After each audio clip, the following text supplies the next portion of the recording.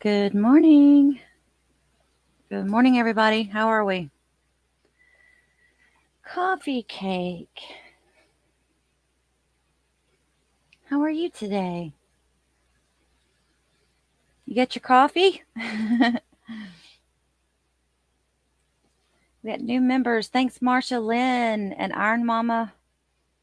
Oh, one Iron Mama. Thanks for becoming a member yesterday. I appreciate that. This should be starting here soon. I'm just waiting for them. It's up on a couple of channels. I wanted to do. I had a specific channel that I wanted to stream this so hoping that we can do that one. But if not, we can do law and crime.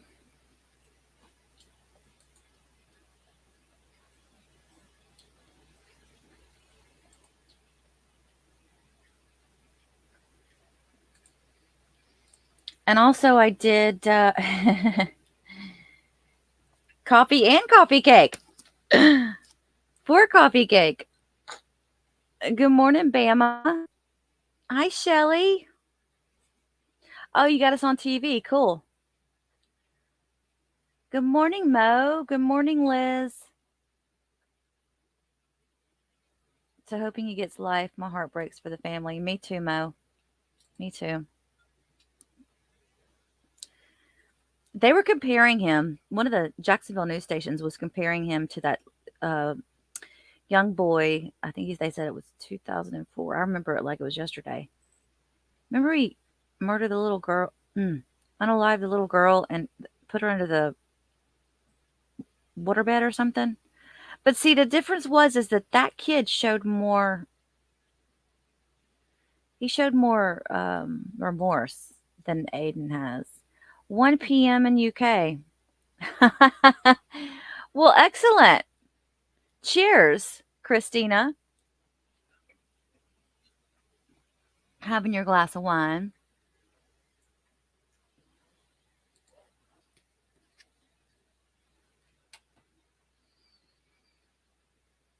All right, let me check one more time real quick. I mean, we could do the. I just wanted to do that. I like that local station that we were streaming off of the other day because it seemed to do better. But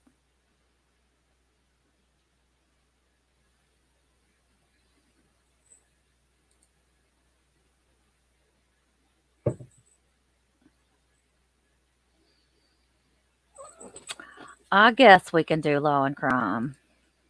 It won't kill us, right? How did that happen? Wait, hang on.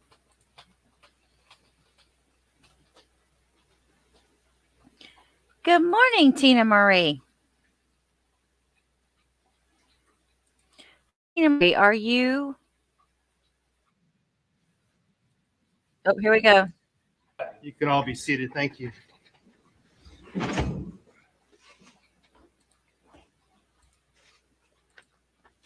Here we go. All right. Good morning. We have a couple of matters on the on the calendar this morning that we need to address prior to moving into our sentencing hearing on Mr. Fucci's case. Mr. Newman, are you ready on Mr. Benefield's case? Oh, okay. Well, I guess they're not ready yet. Okay, so what I was saying was, and then the squirrel jumped in front of the screen. Tina Marie, thank you for being here with for our first live. And are you related to the Tina Marie that used to sing?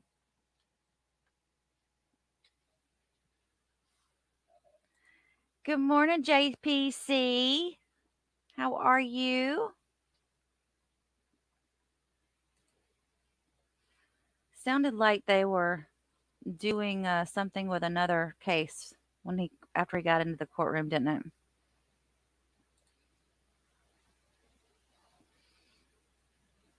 All right. Well, we'll just stick with law and crime. She said, "No, that's not me."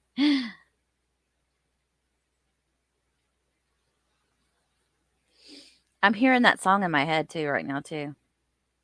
that she sang. I used to love that song. Wait, is she the one that sang "I Just Want to Be Your Lover Girl"? Isn't that the one? You know what that reminds me of, guys? It's an all skate.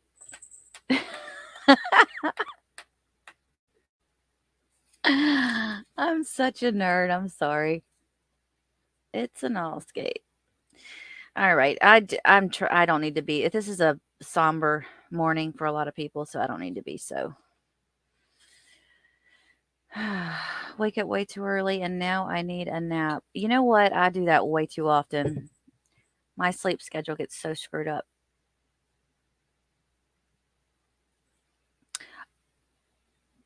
Oh, you're in Florida, Tina Marie. Yeah, you do have a grandson his age. So comparing your grandson to the way this child is acting, how would you? Is there a comparison at all? All right, guys, hang on. I gotta let Betty out. She's. Hang on. Come here. Come here. Come on.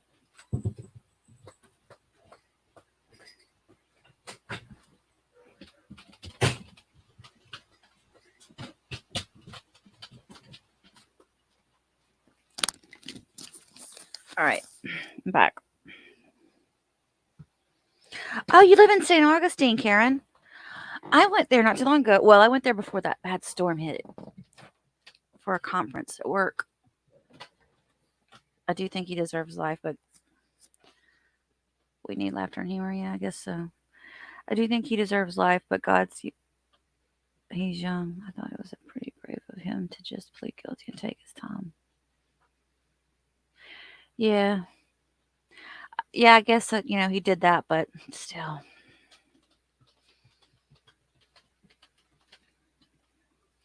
that's what's bothering me is the way he's acting up behind the scenes. Oh, Mo, you're in Lakeland. Cool. A lot of Floridians. I used to live in Tampa, you guys. Well, actually, I lived in Tampa, St. Pete area.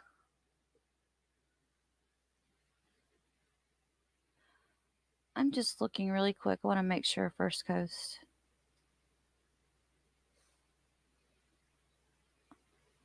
Okay, we're all right.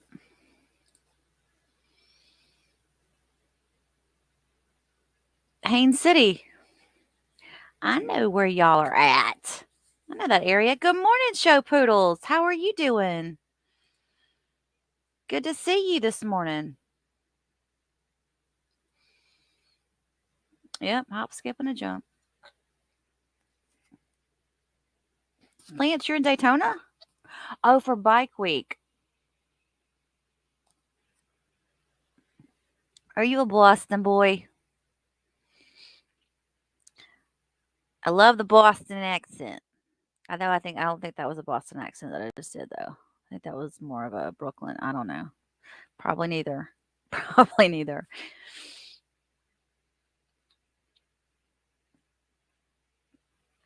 What do you guys think is gonna happen? You know what? I want to play this video for you guys, but I don't want to have to cut it off in the middle of it. I recorded the video of his letter to the court. His apology letter to the court or to the judge and the family. I guess it was like all in one. And then I also did a letter from his mother. My bird loves your voice, Carrie. I think is that a compliment? Hey, Tina, I've never gotten that one before, Tina. That's a first. I'm gonna play this really quick, and then if I need to switch back over, I can. Just want to say I plead not guilty, and that I'm sorry for the Bailey family and my family. Okay. Okay. I'm sure that there'll be an opportunity, obviously, at sentencing hearing to speak again at that time, okay? Yes, sir. No, no, that did not sound sincere. That was more like they told me to say I'm sorry, so I'm saying I'm sorry. I don't like that. Okay, I'm going to read the letters here that Aiden wrote. This is what the judge is looking at today. My name is Aiden Fucci. I am 16 years old. First off, I want to say that I'm sorry. I'm sorry for all the pain I caused the Bailey family. I sorry to the friends, brothers, sisters, mother, dad, and any other family relatives. I'm sorry that you didn't get to know her that long. You didn't have any long relationships with Tristan, and for that, I'm sorry. For the community, I'm sorry I brought all this pain on everybody, and I'm sorry I know my apology will not fix anything. The apology is spelled with a W. Or bring her back, but I hope it help in some way. And for my dad, I'm sorry that he had a bad spot in his work because of me. I miss being outdoors with my dad and brothers. I miss the fun we had, like four-wheeling, paintballing, going on the long car trips. Dad, you're made things fun, like the tarp to the four-wheeler so we could slide on the tarp behind. Dad, you're special because you made fun out of nothing. Love you. To Mom, I want to send my apology as well. I'm sorry that she had to move her house because people were sending threats to the house and my family, and that my little brother and sister had to change schools because of me. Mom, now I miss your lemon pepper chicken. I miss your hugs. I miss you. The longer I'm in, the more I forget the memories I lose. I'll never forget you. A lot of eyes in there. Crystal Smith also wrote a letter to the judge, and this one says, upon recommendation from my attorney, it is with deepest regret that I am not present to speak on behalf of my son Aiden today, the day my child is to be sentenced for the murder of another child. As a mother, the love you have for your child is difficult to articulate to others unless they're a mother themselves. To be helpless to protect your child is a mother's worst living nightmare. To cope with such a loss is unimaginable. I grieve for the devastating loss of Tristan. I grieve for the subsequent arrest of my son, and I grieve for the irreparable agony inflicted on the Bailey family, as well as all other friends and families affected. Most of all, however, I grieve for Stacy Bailey as a mother. Your Honor, nothing can measure the depth of despair caused by Aiden's crime and the inability to help your child when they need you most. From a mother pleading on behalf of the life of her adolescent son, please show my Aiden mercy. He is not beyond saving. Thank you. To the Bailey family, she wrote, although we have never met, I'm writing you to express my deepest condolences for the loss of your daughter. I have thought of Tristan every day since her death. I know I will think of her every day for the rest of my life. I know my words cannot undo anything, and I know you will experience grief. You are suffering for the rest.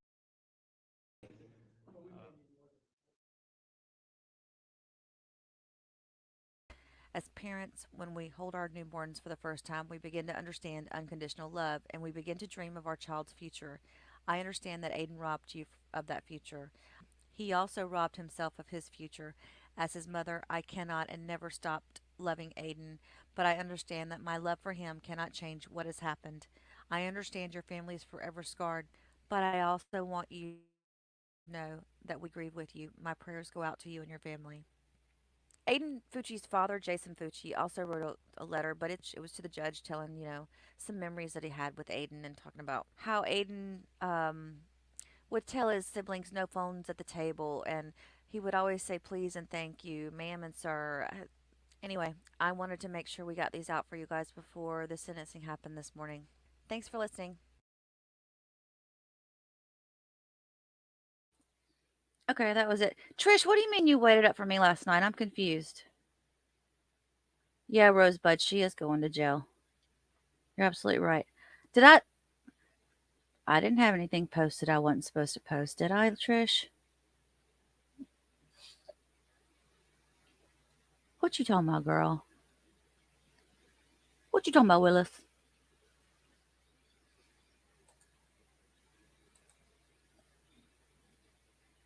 Just so not sincere. I know, Mo. I was thinking that too. I think the mom's was more sincere. I do think the mom is devastated. I mean, I don't. I know she did what she did, but trying to wash the blood out of his jeans. But still, she didn't do the crime of her child that her child did.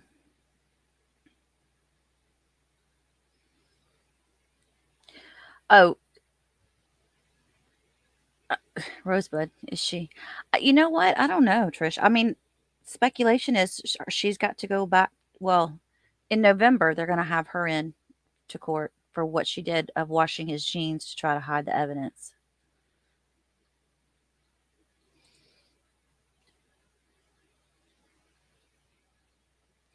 Yeah.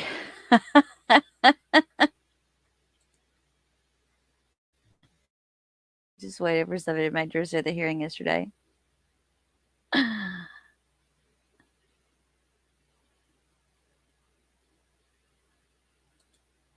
Oh, okay. No, Trish, we've been on the live. I've live streamed more this week than I have in a month. So, yeah, I had to take a breather, get my thoughts together. And I also have to work on some stuff in the background. I've got a bunch of editing. I want to throw up some videos. I, I'm working on some mini docs for you guys, some mini documentaries. I really love doing those. And so they take a lot longer, but I'm trying to get some of those up for you guys. Yes, Tina, those stones that was so beautiful. That was just, mm. Good morning, Miss D.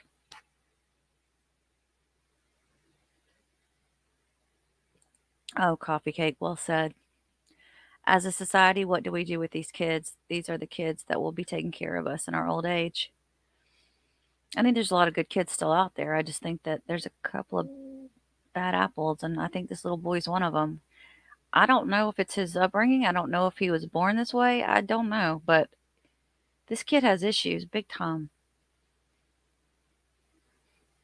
And just to kind of bring everybody up to speed, he's gotten into trouble since he's been arrested.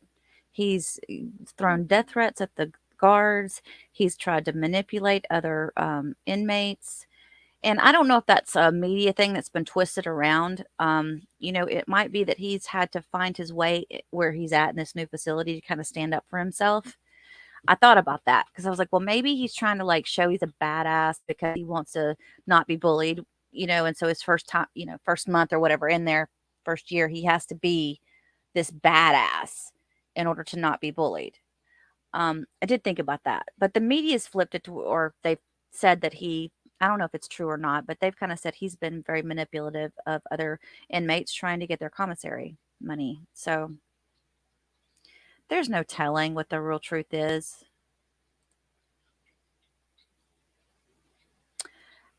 I think so, Shelley. I think that she she did what not every mother would do, but she's a mom.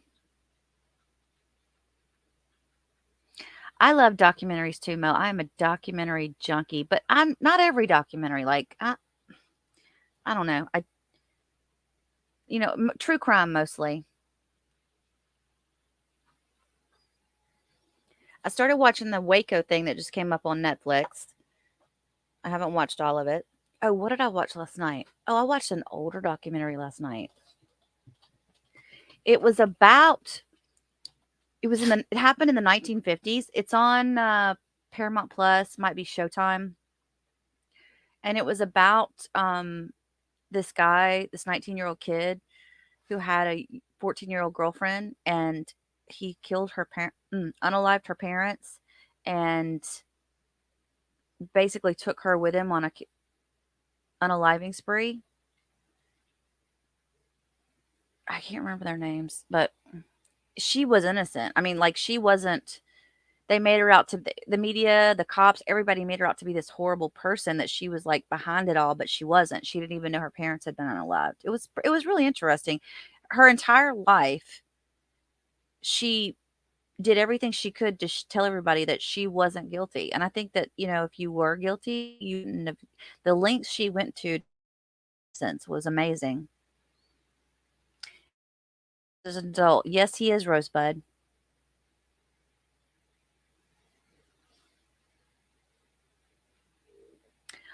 Oh, Karen, I didn't see that. I'm glad you said that. Tristan's sister cried when Aiden's grandmother testified.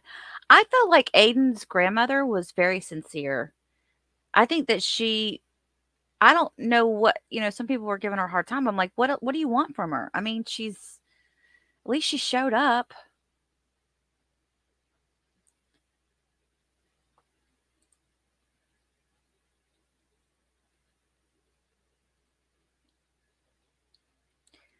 Self-protection. Yeah, that's what I was thinking, D. I was thinking, I wonder if that's what it is, and they're just trying to make it out like he's, gone into jail like some thug. But at the same time, I do go back to the way he was acting right after everything happened. The cop car videos, the Snapchat videos, that was pretty damning. Someone that was innocent would have been sitting there going, "Oh my gosh." And if he was remorseful, he would have been showing it right there.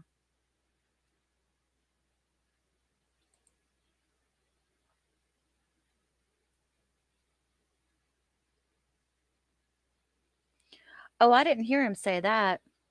Coffee cake.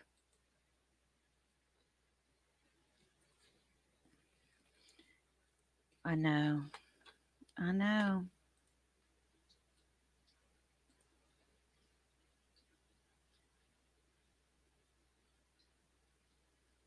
And they had another incident at a school this week. Or did they have two incidents at a school this week?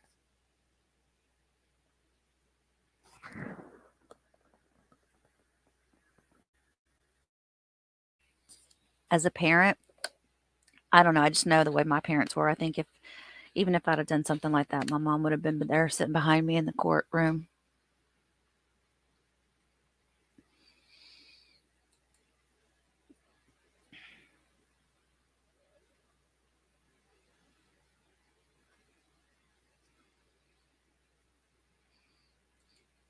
Are you talking, Trish? Are you talking about his grandmother, or his mother?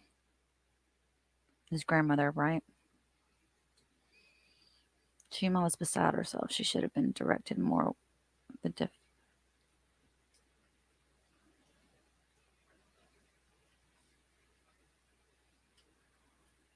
I'm not crazy about his defense lawyers. They're not. I don't know. It's kind of weak. I mean, I know they don't have much of a case, but still,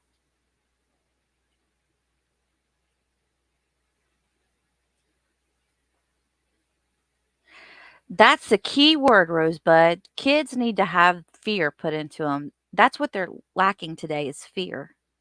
Fear of repercussions, fear of the consequences.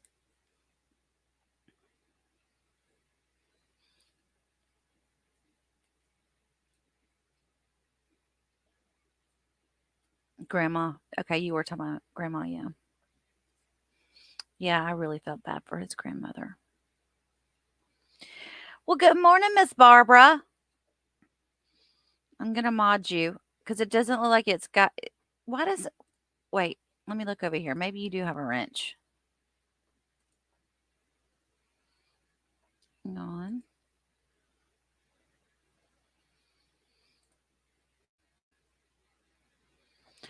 I'm so angry that people are still putting up that little boy's picture with that T-shirt on it after they've all this that's gone out.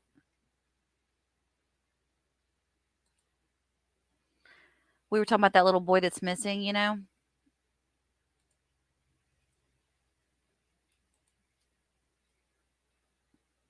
Oh, you still have your wrench, Barbara. Okay. You do. On my end on StreamYard, it doesn't show me that you do. I like the public defender too, Coffee Cake. I think that she's hmm. And even the way who was it that the male prosecutor came back on the other day and I was like, "Yes." Who was it? It was the or the jail guy, the guy that worked in the jail or something. That first witness, he came back and just he he I can't even say it. Obliterated. That testimony was like in the toilet once he got back up there. Where's Scotty?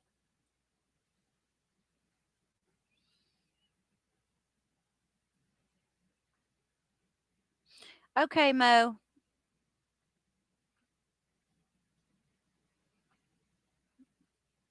Tristan Bailey. Strong. Oh, that's my squad. I think that's in reference to her cheerleading.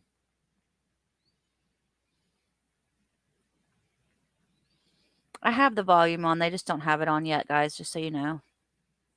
Oh, let's put her banner up. I'm going to put her banner up.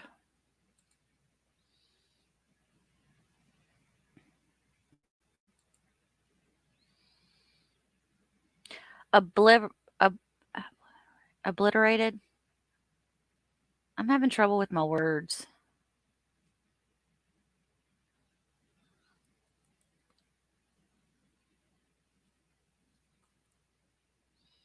Oh, they're all wearing those pink t-shirts, you guys.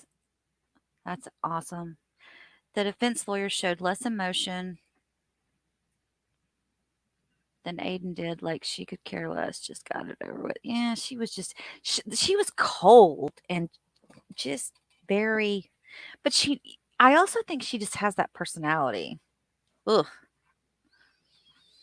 I couldn't imagine being around somebody like that. She's very book bookwormish. I don't know how to explain it. Well, what I said the other day was she was robotic. Not a whole lot of social skills, I guess is what I'm trying to say. I think he's going to get life. I do. I think he's going to get life. Barbara thinks so too. Oh, I love it. They've all got those shirts on. That's awesome. Bama thinks he's going to get life. I think if he'd been a different kid after he'd have been arrested, that that 40 years might still be in the judge may still consider that. But because of the way he's acted since he's been arrested, I just don't see it.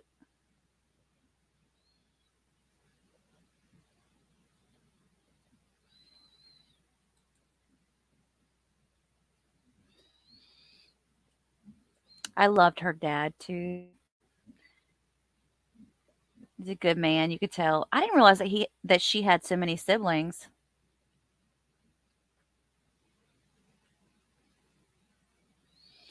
Hey, psychic.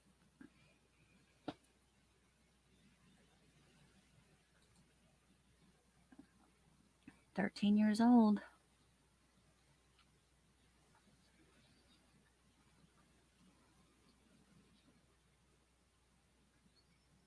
Yeah, exactly. I've heard that many times before, Karen. Personality of a wet rag. No social skills whatsoever.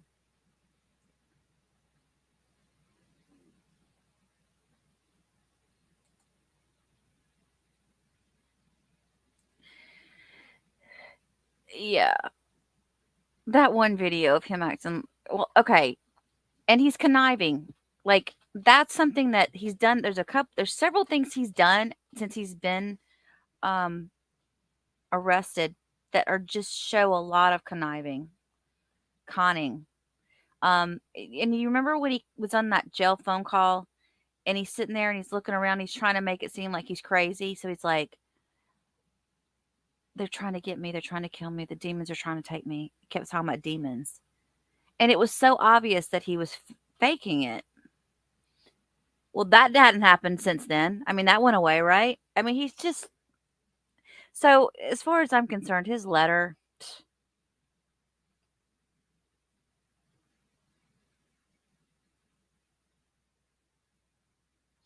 yeah, it may be, I don't know. I want to see, is there not more? I wonder if there's not more interrogation that we haven't seen yet because it won't come out until after this is over with. I'll keep looking if there is. Because we watched yesterday, we watched the stuff with his dad, or or his dad and his mom were in the interrogation room with him, and they said that he had gotten an attorney pretty quickly, so they weren't able to interview him. But I would think, could they not interview him with his attorney, and wouldn't there be footage of that? Oh, I hope not too, D.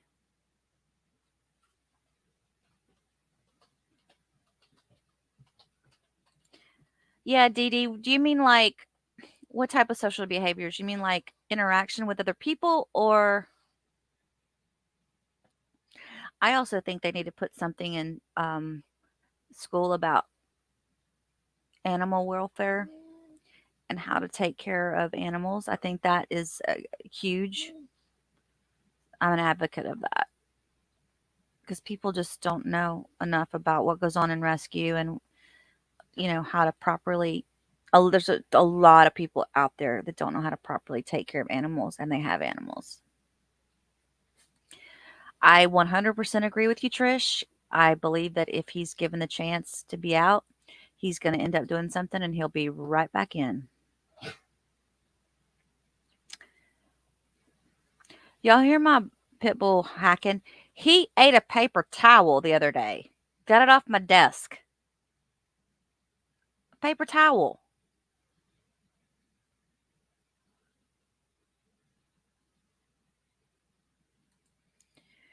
He had his lawyers scrambling when the judge was asking him questions yesterday. Yeah, were they not prepared that he was going to get a moment? That these defense attorneys, I'm just questioning. I don't know. Not the cream of the crop, guys. I know, isn't that amazing? I love that.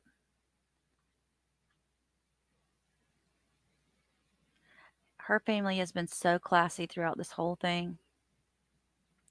And I still think about that first day. It was Monday when they were in court, and it was a hearing before the sentencing. I think it was like technically a hearing before the sentencing. And the way that the mother was staring at Aiden, it was just like she was trying to, oh, she just realized something just hit her.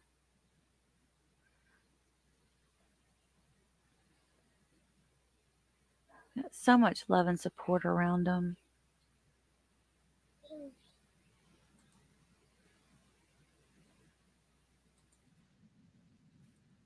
That was me. Okay. Yeah, I just double checked. I've got the audio on. They're just not talking yet.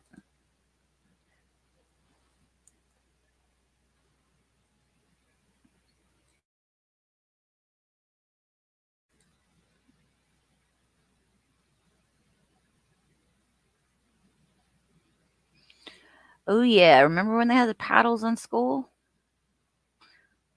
Oh, yeah. Okay. So let me ask y'all this. Did y'all hear somebody on the news was saying this was a jealousy thing? I don't think this was a jealousy thing. One of the kids that knew him said it was a jealousy thing. Jealous of what? Oh, like old fashioned charm school.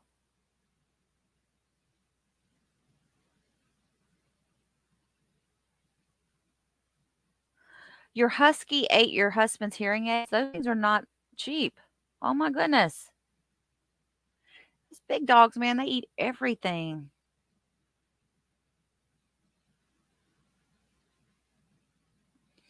Oh, Rosebud's got a puggle.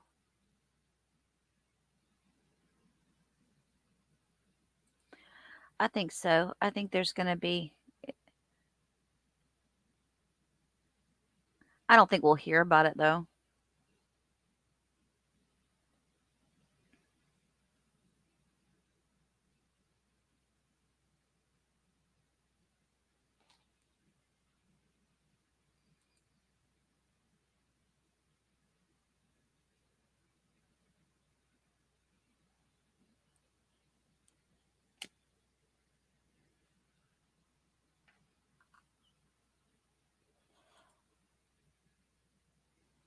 Cheweenies!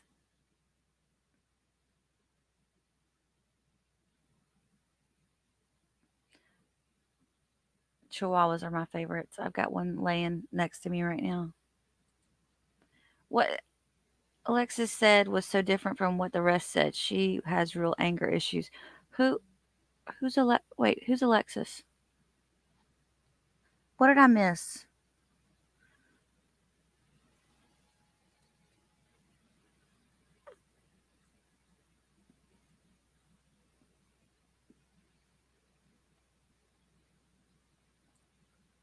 Is that one of the family members?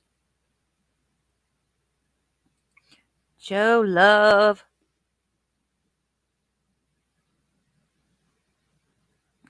Oh my gosh, a whole pillow, Barbara.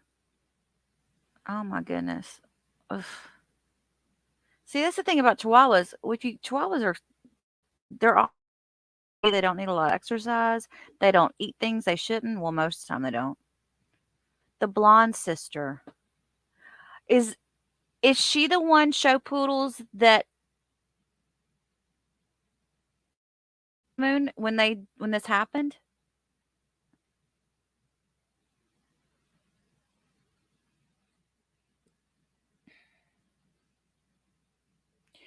Trish, in that letter to the judge, she said that St. her Johns County attorney Circuit told her Court is not now to in session. come. The Honorable Judge Smith presiding. Thank you all. Please be seated.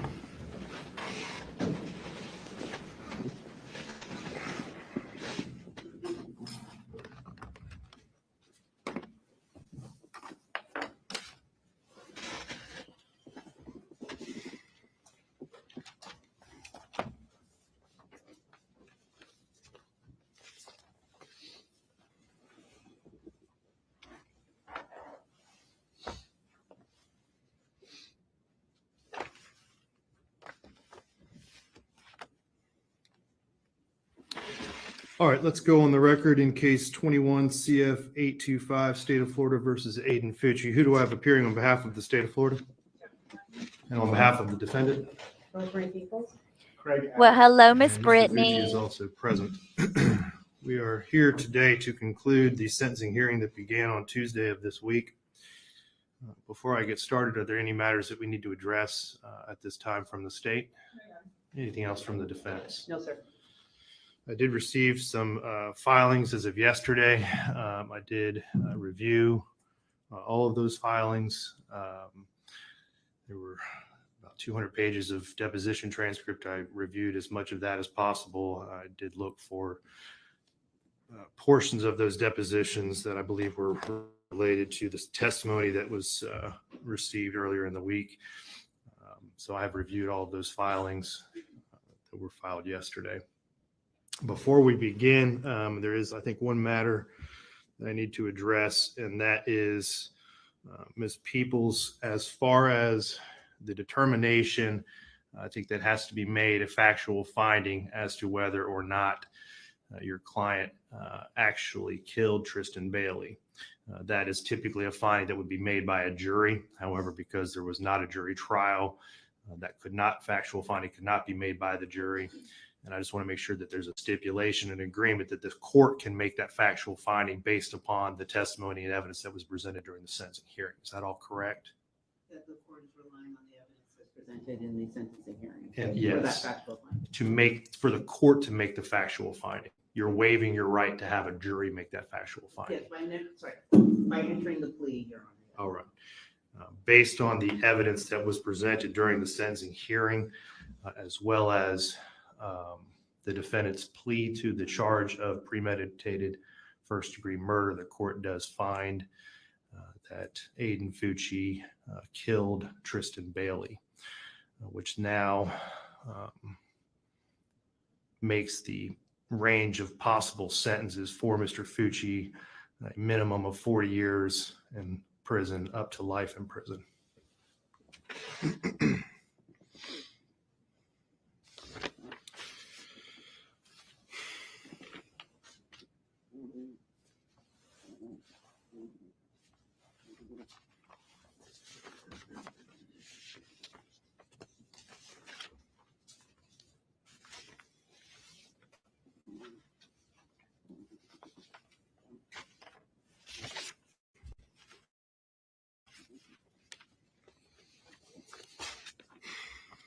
Before I begin to address the statutory factors that the court must consider under 921.1401, let me address the Bailey family, as well as the friends who are here today and who have also been here throughout these proceedings.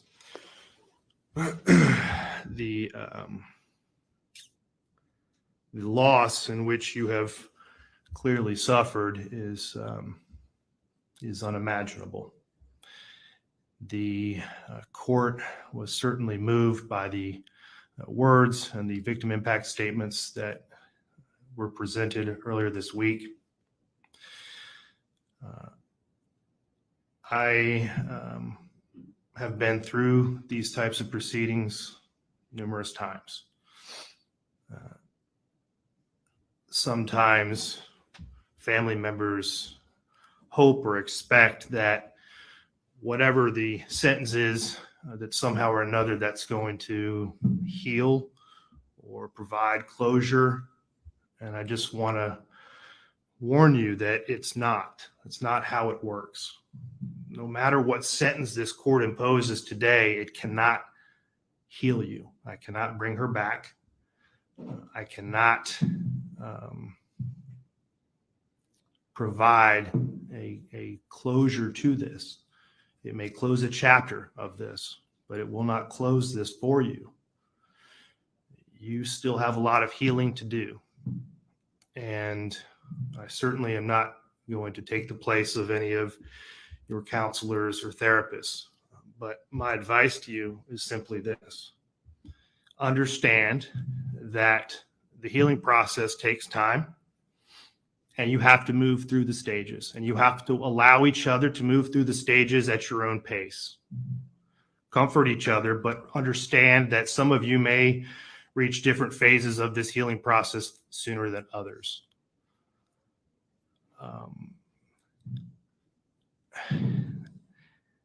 Your daughter and your sister are obviously, her body is no longer present on this earth. However, her spirit lives on through each and every one of you.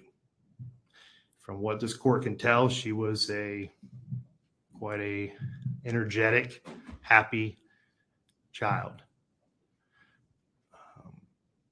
Some of you testified to the fact that when you learned of her death, that part of you died as well. What I would suggest is that you fill that void with her spirit and her life that certainly lives on through each and every one of you. Allow Bailey Sunday Fun Days to return to your home. Allow laughter to return to your home, because in depriving yourselves of that, frankly, you're continuing, it would continue to victimize Tristan, because that's not what she would want. She would want that happiness and the laughter to return, and the joking between her siblings. That's what she would truly want. You have to try to let go of some of the anger that you still feel. I think that's a big part of this process for you. Mr. Bailey, I want to address something that you mentioned, and that was the process of these court proceedings. I know it's been a long 22 months for your family as well as for this community. Justice at times can move a little bit slowly for those who are thrust into it. For those of us who practice it and live it and work it every day, I assure you that there are constitutional safeguards that are in place in this country, and they're there for a very important reason. And sometimes that takes time to work through that process. And that can be frustrating. It can be agonizing at times. But we strive to make sure that we get things right the first time and that we do things the proper way. And I appreciated your comments, and I appreciated the patience that your family and the community has shown to the court system. These attorneys have worked diligently. They have had, on both sides, they have, this is not their only case, sadly. This is the only courtroom in all of St. Johns County with over 300,000 people who now live in this community. We have one felony courtroom. So every felony, every murder, it takes place in this courtroom. And these attorneys are assigned to cases throughout this circuit. I trust and I believe that they have done a diligent job in this case. And again, I recognize that it can certainly take some time, and I appreciate the patience that you've shown, and I hope that you understand the necessity in making sure that things are done the proper way.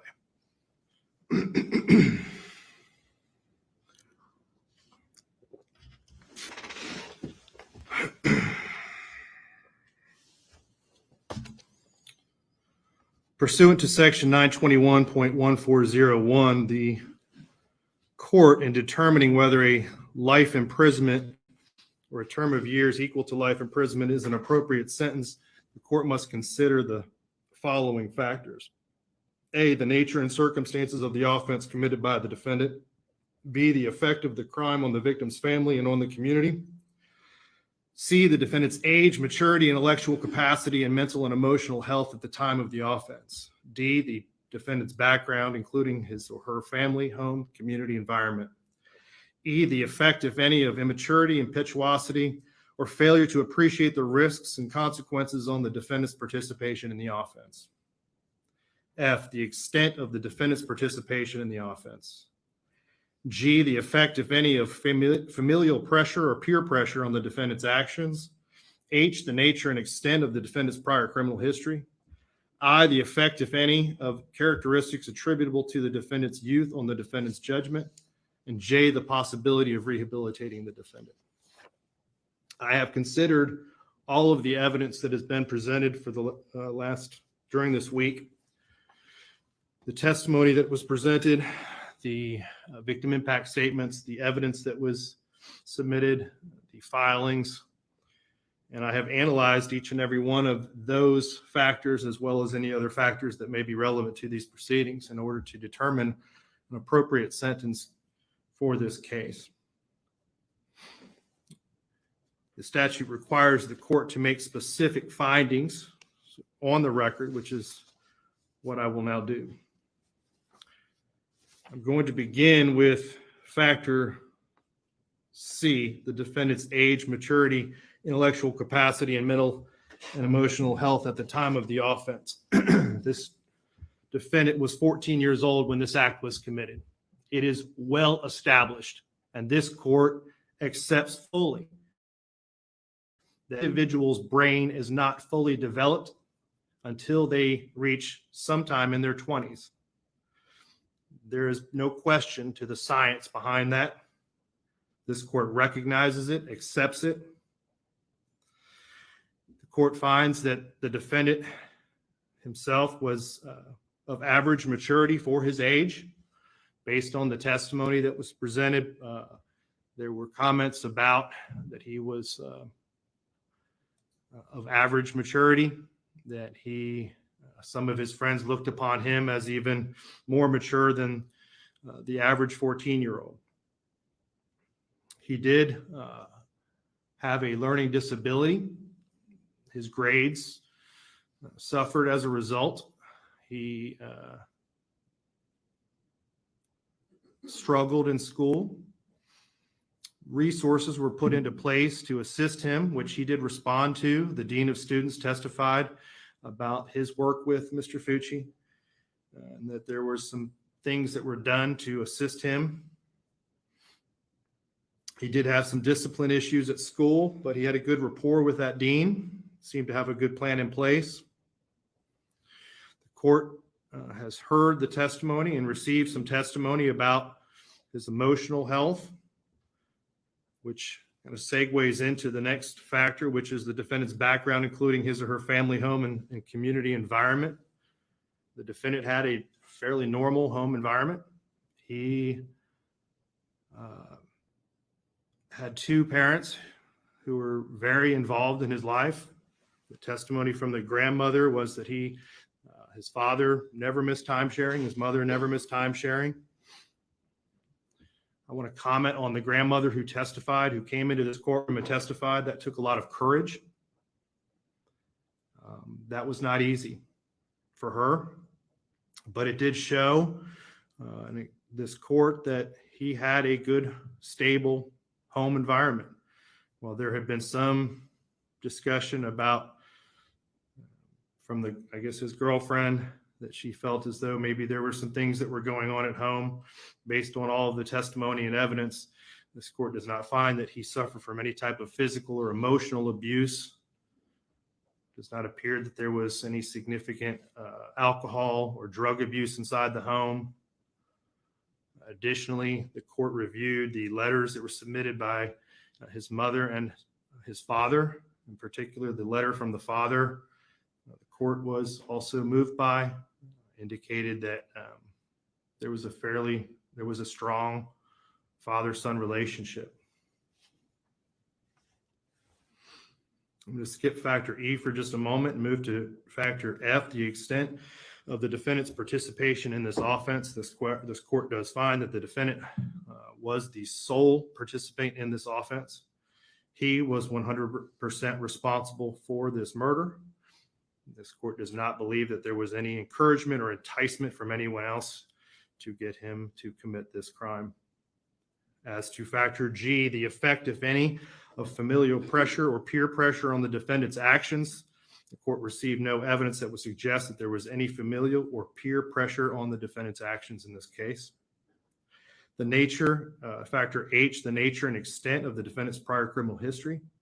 This defendant has no prior criminal history. The court did receive, and there had been some discussion about whether or not the court could consider any prior or post-bad acts. I want to make it very clear that the only consideration that this court is giving to any of the information that it received related to any prior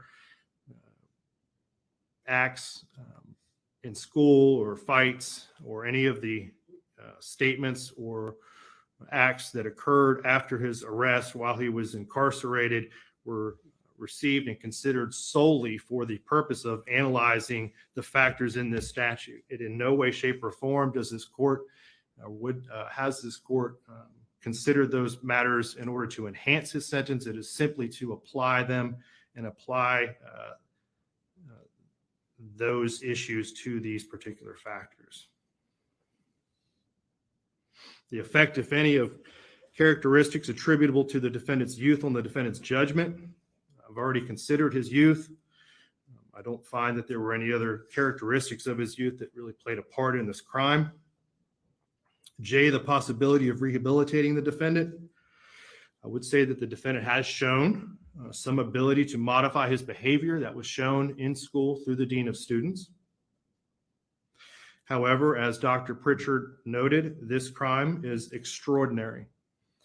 His behavior was so unusual compared to individuals his age that there is a poor prognosis for rehabilitation.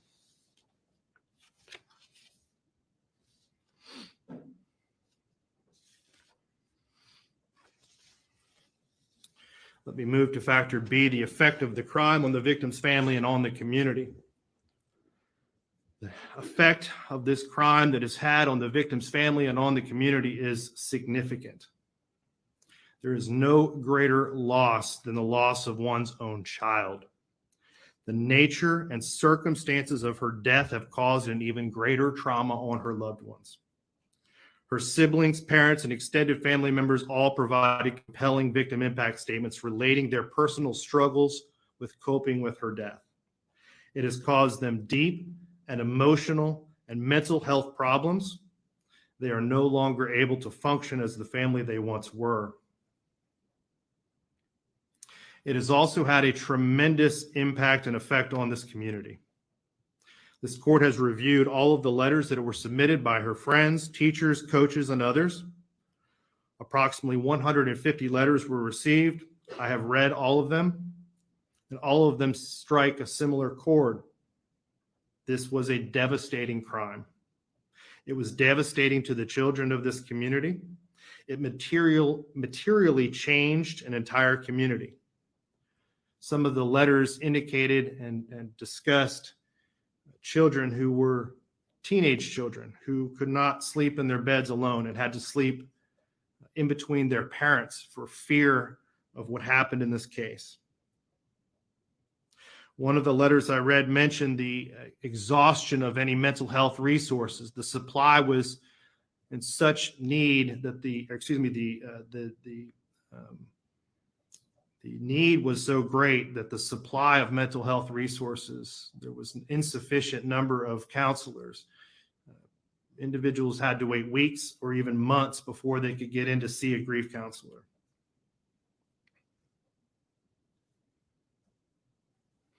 I would submit that this case is probably the most difficult and shocking case that this county in St. Johns County has dealt with. In the 20 years that I have been, or 16 years that I have been practicing law, and the 30 years that I have lived and worked in this all of Northeast Florida, this case is one of only a very small few that had this level and this type of impact on the community.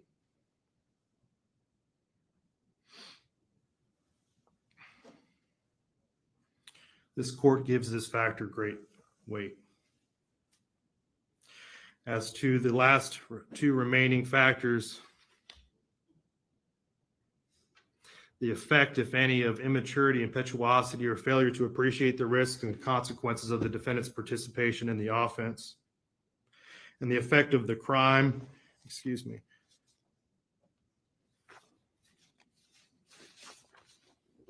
and the nature and circumstances of the offense committed by the defendant. These factors are somewhat combined.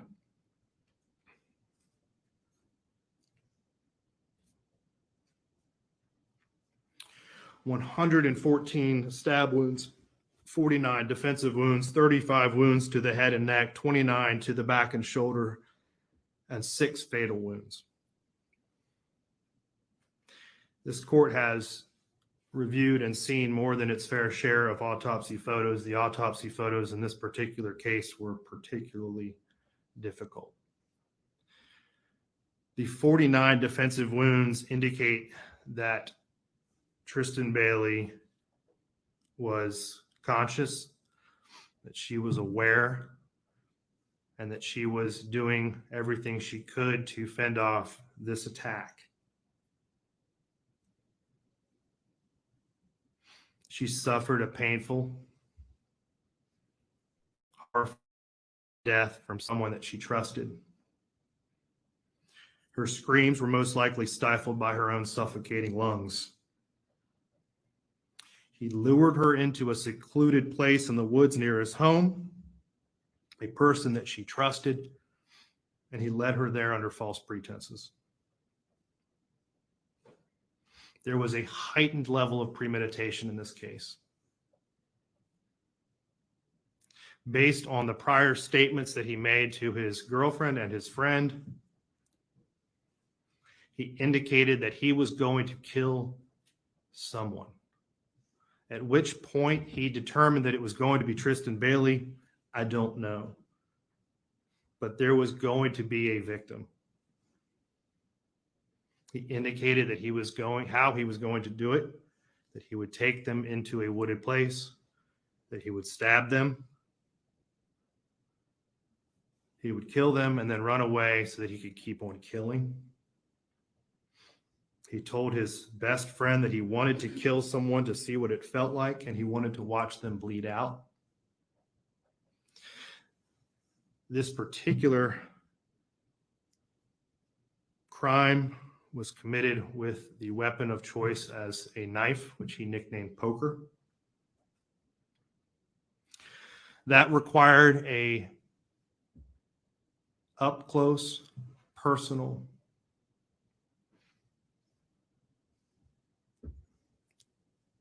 type of murder that is rare. It's unique.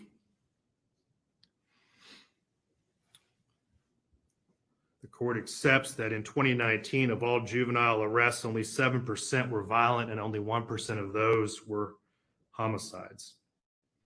This crime is clearly an outlier, and it was shocking, and it is shocking to the conscience.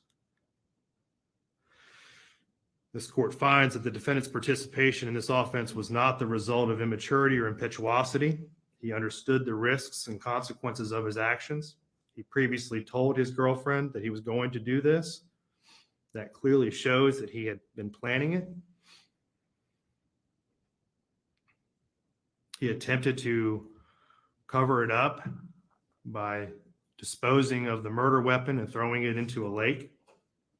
He then attempted to conceal evidence by hiding his shoes and shirt and jeans taking a shower, stealthily entering his home, and then the actions immediately after with the Snapchat videos in the back of the police car and the story that he made up about pushing her and her hitting her head, which was clearly refuted by the video evidence in this case. All of that shows, and this court finds, that this was not an immature or an impetuous type of crime. It makes it unique. It makes it extraordinary.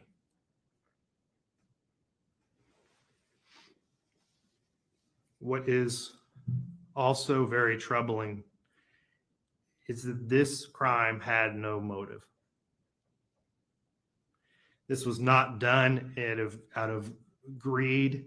It was not done in retaliation, retribution, or revenge. It was not a crime of passion. It was not a crime that was committed because he felt rejected by her.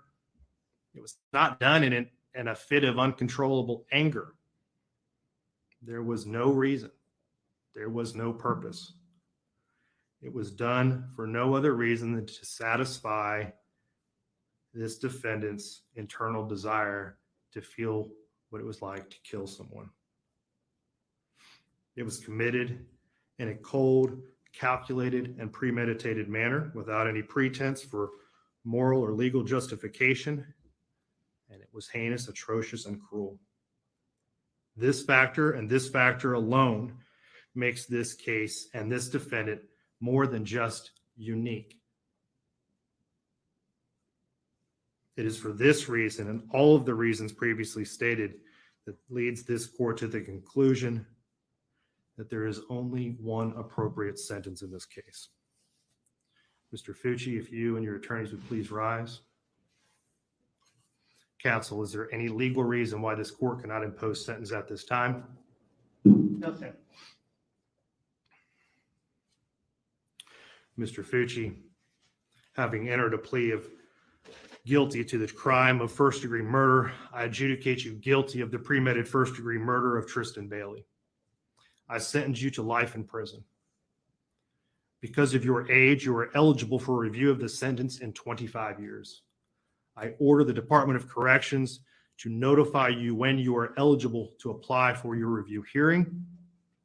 Madam Clerk, if you will please impose the minimum fines and court costs. Mr. Fucci, you have 30 days to appeal the legality of this court's sentence.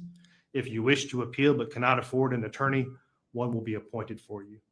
You will be taken back to the Duval County Jail and then transported into the Florida State Prison System. We are adjourned. Wow.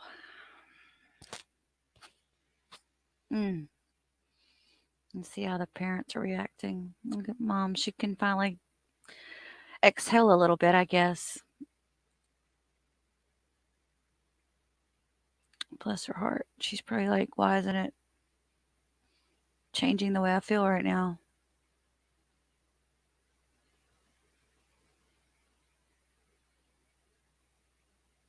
Mm.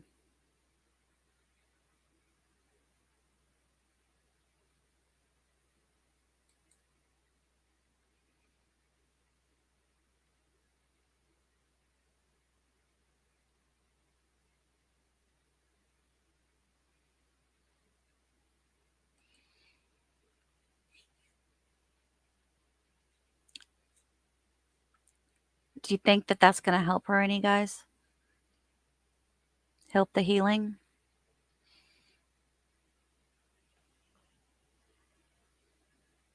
It might.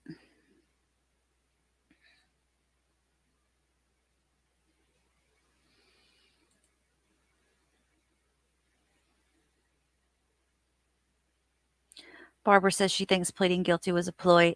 His attorneys probably told him to do it.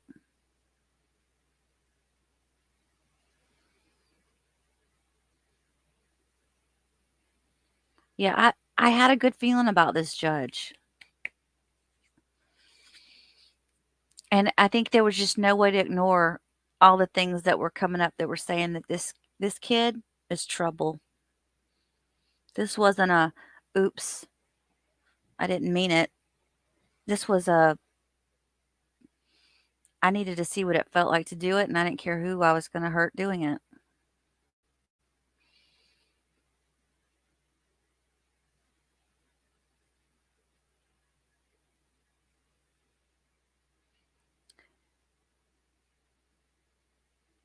The fact that every Mother's Day she's going to remember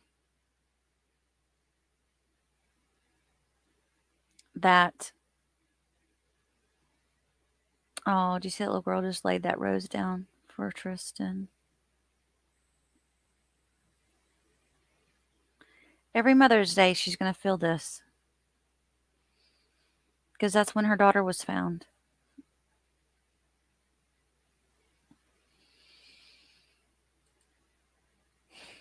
All right, there's a lot of you guys that came in. No, I don't think so, Lori. I don't think it. I mean, it's the better of two bads, you know? The lesser of two evils that she was able to get that he got the worse. I can't even imagine. Unless you've been through it, there's no way to even, speculate.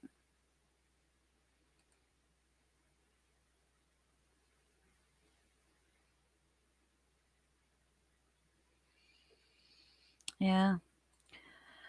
Well said, Lexi. A lot of you guys came in late, so I was going to play this once again. This thing that Mr. this. Fucci just wanted to make a short statement. I just want to say I plead not guilty, and that I'm sorry for the Bailey family and my family. Okay. Okay. I'm sure that there'll be an opportunity, obviously, at sentencing hearing to speak again at that time, okay? Yes, sir. No, no, that did not sound sincere. That was more like a. They told me to say I'm sorry, so I'm saying I'm sorry. I don't like that.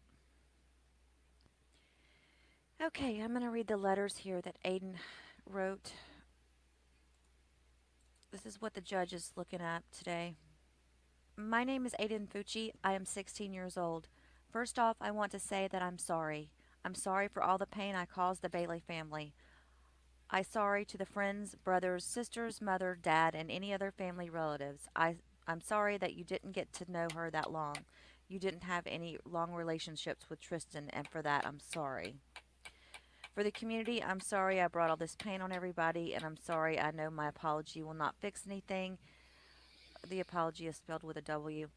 Or bring her back, but I hope it help in some way. And for my dad, I'm sorry that he had a bad spot in his work because of me. I miss being outdoors with my dad and brothers. I miss the fun we had, like four-wheeling, paintballing, going on the long car trips. Dad, you're made things fun, like the tarp to the four-wheeler so we could slide on the tarp behind. Dad, you're special because you made fun out of nothing. Love you. To Mom, I want to send my apology as well. I'm sorry that she had to move her house because people were sending threats to the house and my family, and that my little brother and sister had to change schools because of me. Mom, now I miss your lemon pepper chicken. I miss your hugs. I miss you. The longer I'm in, the more I forget the memories I lose. I'll never forget you. A lot of eyes in there. Crystal Smith also wrote a letter to the judge, and this one says, upon recommendation from my attorney, it is with deepest regret that I am not present to speak on behalf of my son Aiden today, the day my child is to be sentenced for the murder of another child. As a mother, the love you have for your child is difficult to articulate to others unless they're a mother themselves. To be helpless to protect your child is a mother's worst living nightmare. To cope with such a loss is unimaginable. I grieve for the devastating loss of Tristan. I grieve for the subsequent arrest of my son, and I grieve for the irreparable agony inflicted on the Bailey family, as well as all other friends and families affected. Most of all, however, I grieve for Stacy Bailey as a mother. Your Honor, nothing can measure the depth of despair caused by Aiden's crime and the inability to help your child when they need you most. From a mother pleading on behalf of the life of her adolescent son, please show my Aiden mercy. He is not beyond saving. Thank you. All right, let me put up really quick. I'm going to screen share. It looks like they got something going on outside the court house. Know what it was like to brutally kill someone. And it was so unique. And there's one thing to kill someone with a knife and up close and personal in the heat of a moment, but to make this plan and to do it is unique, not in a good way, for any homicide, and especially for a juvenile. I've worked with Judge Smith when he was a prosecutor. Oh, is that right? Well, Okay. we were on other sides, but Okay. I'm familiar with some of the cases that came through Duval County, when he was prosecuting in the Fourth Circuit. And like he said, he's never seen anything like this. Yeah. And I really can't think of anything other than maybe Josh Phillips being an example of how, a murder can really affect a community. But this case had a unique effect. Again, I think because Tristan Bailey trusted Aiden Fucci when this happened. Yeah, you're right. And the judge did mention for St. Johns County, he does, and this may rank up with some of the most unique cases this county has seen. Going back to the school situation with the students and the impact on the community, which is one of the factors the judge has to consider in delivering the sentence, he said the exhaustion of mental health resources was not what he had seen before. And I believe that he gathered that from some of the letters and some of the notes that he received, 150 of them or 130 of them. And that alone shows the impact on this community, right? Absolutely. And it also shows the impact and again, going to juveniles specifically, these children are seeking help. And so to say that this community did not have the resources to provide every child in this community mental health care, that in and of itself raises some concerns, right? And I think that's, again, something that can be learned from this incident is don't wait until you're going through the trauma, going through the grief to seek mental health care, whether it's for grief trauma or for concerns you have about your child. And too often we see parents and people who are embarrassed to seek mental health care until it gets so bad. If there's no demand, you're not going to have the resources. And if it's too late, and you have this overwhelming demand, I would expect that there's not going to be, the resources for people. And hopefully that has changed in this community. That is certainly the case. Hopefully we won't have to deal with another situation like this, of course, right? So the judge continued on. He is the sole participant. Fucci was the sole participant, 100% responsible for this murder. No peer pressure. Again, things that he has to consider and delivering this sentence. So now Fucci will go back to the Duval County Jail and then entered into the state correctional program. Correct. My understanding is there are only 2 facilities that can take juveniles in the state. That's correct. Like this. I don't know if it's 2. I would have to check that number, but I know the one that you can expect him to go to is the Baker County Correctional Institution, where they have facilities specifically for children who are committed to the Department of Corrections. So what that means is that the judge did make one order that the Department of Corrections should notify Aiden Fucci when he's eligible for his review hearing. But other than that, the judge really can't order the Department of Corrections to do anything because of our separation of powers. That's an executive power. So they will now take custody, care, control of Aiden Fucci. They're responsible for all of his needs, all of his basic needs, and they will make decisions about what he has access to, what resources he has, and where he will live. And he will be identified by a prison number. So, his grandmother painted this picture of it was a happy home. And the judge really latched onto that, along with the letters from, especially from Aiden Fucci's father, saying there was a good father-son relationship there.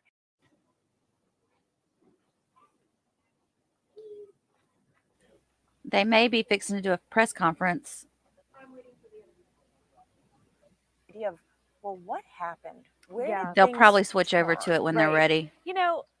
My professional opinion on the state's or the defense's mitigation and the letters from the dad versus the family life versus what Aiden Fucci believed about his family life and what the family said, I think there are some conflicts. His attorneys kind of made that point, but I don't know that they emphasized it enough. Some things that struck me were the night of this incident. his brothers left him. They wouldn't pick him up. They said they didn't have gas money. So if you have a 14-year-old whose brain is not fully developed, who believes that his family doesn't care about them and his brothers can't be bothered to pick him up for their version of Bailey, Sunday, what more is a child to think than they literally can't even spend a couple of dollars on gas to pick me up? So I think that there were absolutely conflicts. And while I Why think is it was she making courageous of the excuses grandmother for to come and him? speak on behalf of the family, I still don't really understand the purpose of her testimony because, again, I don't know that the defense really emphasized in their questioning and in their argument that although they are saying it was a happy home, there were conflicts in what she said. Another point that we talked about earlier this week is the possibility for rehabilitation. And that is less prioritized for the individual if he has a life sentence. Right. So now Aiden Fucci has a life sentence. He will then have less priority for programs in jail, educational programs, skill, technique training. And what was it? Somebody said this is going to be asocial people Raising him, meaning inmates, right, and not necessarily others who could really have more of an impact. Exactly, and that's another point that the defense made, but again, I don't know how strongly, to say that if you have the opportunity to be released, you're going to make more of an effort.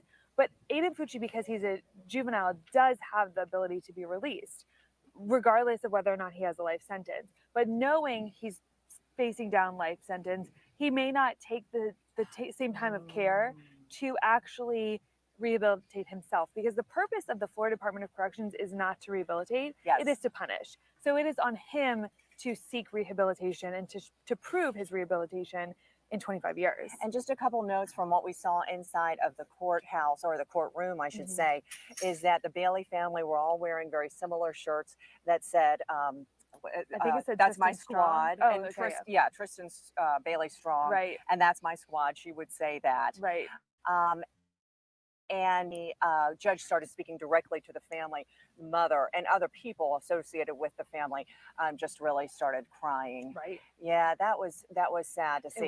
It was really sad. And again, I think unique cases call for some unique circumstances. I have certainly seen other judges address victims, address families. Okay. But I think certainly in this case, the Bailey family is very much a presence in the community and certainly in the courtroom, a very big presence. Yeah. So it's hard. It's kind of like the judge couldn't go without really making some comments and giving some feedback. I'm so sorry, again, Dee. I think everything the court said was appropriate, was 52 sincere, years. and was really based on his experience, the court's experience with so many other victims. And while this was a particularly brutal and unsettling murder, a loss is a loss. Absolutely. Of a child. Yes. So. And not just for the Bailey family, although they are certainly feeling it. So this chick is a defense attorney, I guess, and so she's speaking like a defense attorney.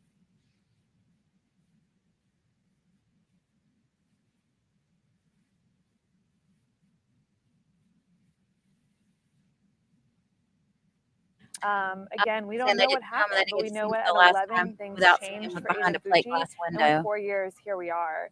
And there's so many. This is certainly a case that I would love for Aiden Fucci to one day talk more about. Because I was thinking that too. Right, without his input, there are no solutions. Mm-mm. Shannon, exactly you've right. been great. Thank you. Thank you so much for giving us this insight. Our legal analyst, Shannon Schott here. We're going to wrap things up on our end of the streaming. Thank you for joining us. I guess they're not going to have a press conference, guys.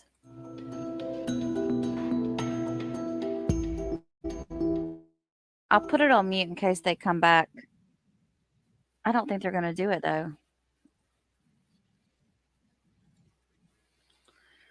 So how do you guys feel? He'll be raised by convicts? Yeah, but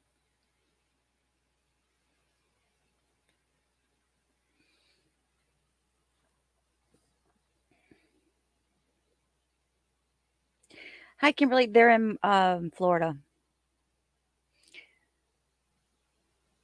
I still see pain on her face when she hangs particular ornaments. Who are you talking about, Steve? Grandkids?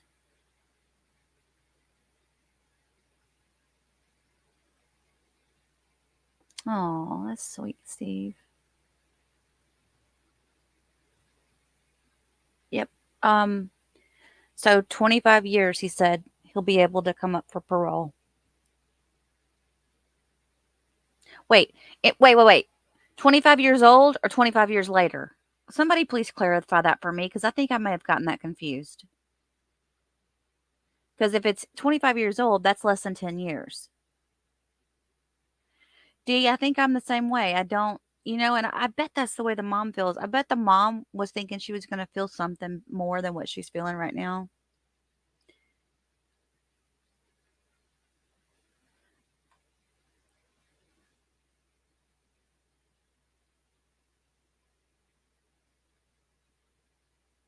Who knows if it's 25 years old or 25 years later that he gets to come up for parole. It amazes me how they do some of these sentences, though, because you get some people that don't, they do a lesser crime, they get life in prison, no possibility of parole. 25 years served, Barbara. Okay, well, that makes me feel a little bit better. So he'll be 41 years old when he can come up for parole.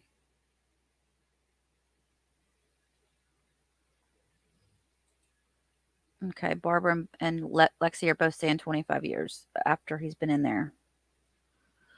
Okay. I was confused by that because then I was like, that's less than 10 years. So he would be 41 years old. So he's on the back end of life, is the way I look at it. And then you're going to throw him out on the street, back into society. Yeah, there's just something wrong with that. I don't know. He's been in there since he was 14.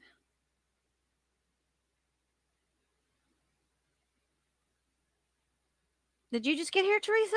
Yes, you missed it, hon. They gave him life.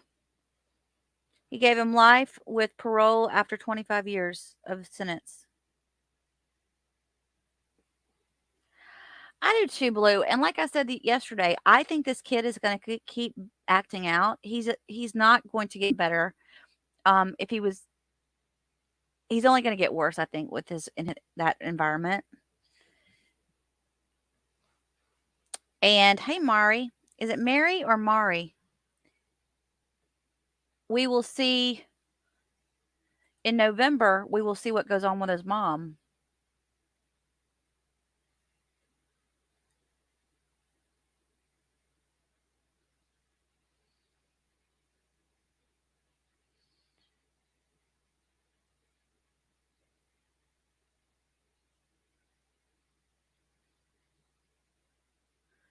Yeah, well put, Shelley.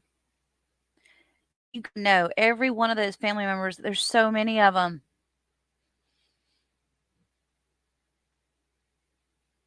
She had a huge family. I said this earlier. I did not realize until the other day until how many siblings she had. I thought that all those girls sitting there beside the parents, I thought that most of them were her friends. Those were her sisters. Blue says she's been. Wait, let me read what you said. I've worked in prisons. It's a long time to accumulate bad behavior. Bad behavior. They look at every little write up to see how productive you could be to the community. And I just feel like he's not going to get along with everybody. He's got that kind of. He's already showing signs that he's not going to do well in there.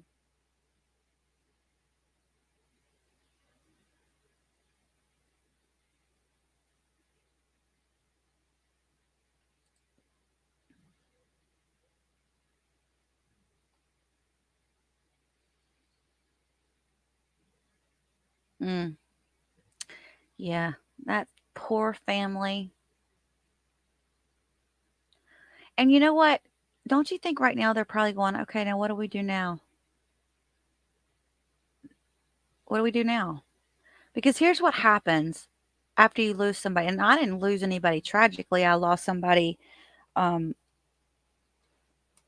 unexpectedly, but not like in a tragedy like this. And, after the funerals are over and everybody goes back to life, you're sitting there going, I'm not ready to go back to life. What happens now? You can't. I had this feeling of everybody just goes back to doing what they were doing. And what, you just forget about the person we lost? And that was somebody really close to me, obviously. Yes, thank you, Dee. Please hit like if you enjoyed the stream. So I kind of feel like their families, I bet it's going to be a really quiet ride home, you know?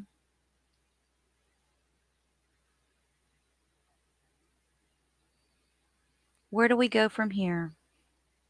Hmm.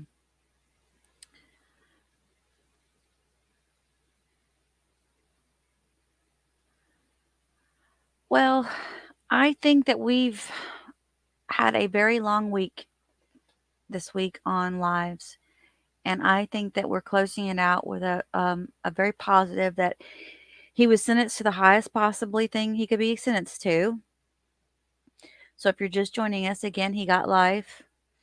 And in 25 years, he'll have the possibility of parole.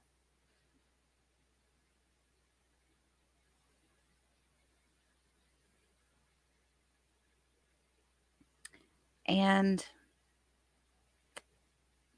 so this case closes until November, when the mother will be brought in for her actions and trying to cover up the crime. We'll see if there's much on that. If they're streaming it and there's not another big trial going on or something, maybe we can watch that and hear what happens with her. I doubt there's going to be a whole lot of media on it. We'll probably just get a couple of news reports, but you never know. So, oh, Shelly, you know what? Yeah, you're absolutely right. Well, I want to thank you guys for being here with us today. I really appreciate you guys supporting our channel. If you've not become a member of our channel, I do have a link pinned to the top where you can join. We're going to be putting out some stuff on our old boy Scrappy Doo Brooks. I got more videos to come out on him. I've got to do some editing. Next week, what are we doing next week? All right, let's see. They're probably going to be back in doing the stout jury thing, but I think that for what I'm going to say as far as courts go, I'm not going to stream stock again until they go back into court. And I heard a rumor yesterday, by the way, that we might get some cameras in the courtroom on that one. The 28th, the opening statements for the West trial starts for Orrin and Orson West, the adoptive parents. Oh, Mo, thank you for becoming a member. Bless your heart.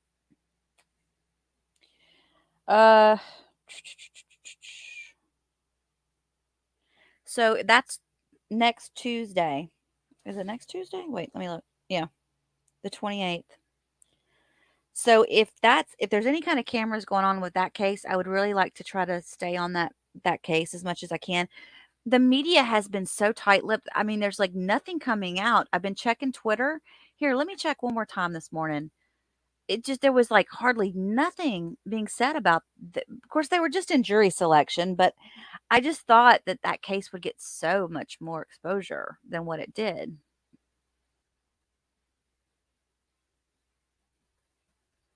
Or what it is getting.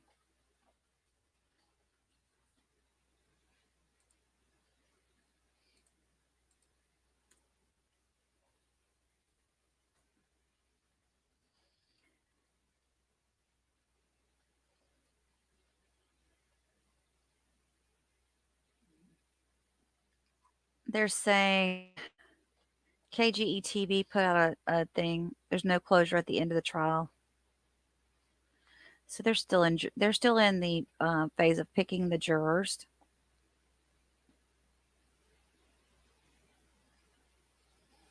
Let me see if there's anything in this article that you guys need to hear about. Let's see.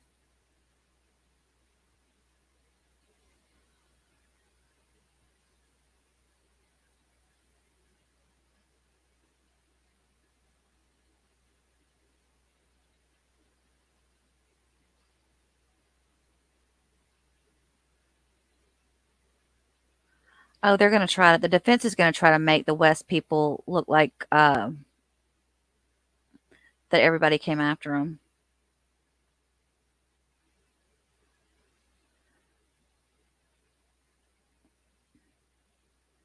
He compared it to the big bad wolf and the three pigs.